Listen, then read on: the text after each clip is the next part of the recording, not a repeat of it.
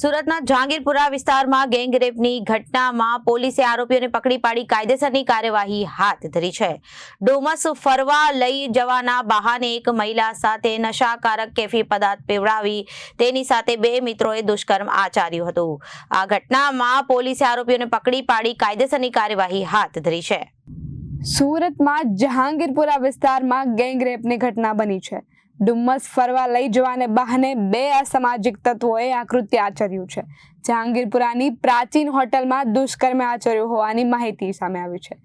Cold ડ્રિંક્સમાં કેફી પદાર્થ પીવડાવવાના બાદ રેપ કરવાની ઘટના બની છે. ગૌરવ રાજતન્ય સવિચય નામના વ્યક્તિએ દુષ્કર્મ આચર્યું અને બંને સામે સ્પષ્ટ નોંધાઈ છે. કોલ્ડ ડ્રિંક ઇન્ડિયન કેફી પદાર્થ પીવડાવું દુષ્કર્મ કર્યું હોવાને કારણે હવે ભાજપ ઉમેદવાર સામેલ છે. પૂર્વ ભાજપ વોર્ડ 7ના ચાર્જ સજીપુરા ગંભીર મહિલાની ફરિયાદ નોંધી વધુ ગંભીર હાલત બની છે.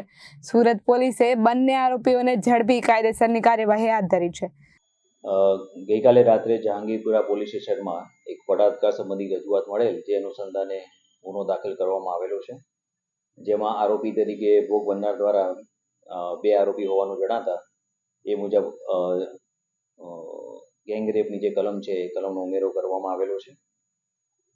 સદર બનાવમાં વિગત એવી છે કે જે આ ભોગ બનનાર છે એના બે પરિચિત મિત્રો છે અને એની સાથે એ ફરવા ગયેલી હતી અને ત્યાં એના કહેવા મુજબ એને નશાકારક પીણું આપી અને ભાનમાં નથી એ દરમિયાન એનો હોટલમાં સાથે લઈ જઈ અને વારાફરતી એના પર બળાત્કાર કરેલો છે એવી રજૂઆત મળેલી છે. એ સંબંધે ફરિયાદ નોંધવામાં આવેલી છે અને ગુનાના કામે જે બે નામ એને જણાવેલા છે એ બે આરોપીઓની હાલમાં અટકાયત કરવામાં આવેલી છે. એમણે જે નામ આપેલા છે એમાં એક આદિત્ય નામ આપેલું છે અને બીજું એક ગૌરવ નામ આપેલું છે અને ફરિયાદીના જણાવ્યા મુજબ એની જે જ્યાં રહે છે એની આજુબાજુ જે એના રહેનારા એટલે પરિચિત વ્યક્તિઓ જ છે એવું એના જણાવ્યું છે. એ બે વ્યક્તિની હાલમાં અટકાયત કરવામાં આવેલી છે અને